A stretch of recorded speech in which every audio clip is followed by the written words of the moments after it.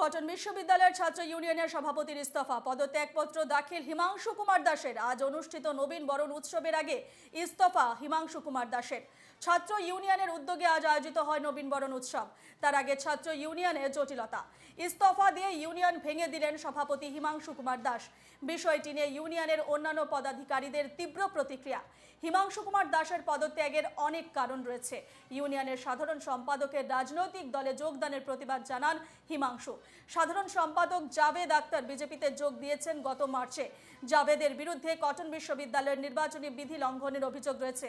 বিষয়টি নিয়ে ইউনিয়নের অভ্যন্তরে প্রতিবাদ ছিলই, কিন্তু বিশ্ববিদ্যালয় কর্তৃপক্ষ কোনো ব্যবস্থা নেননি বলে অভিযোগ।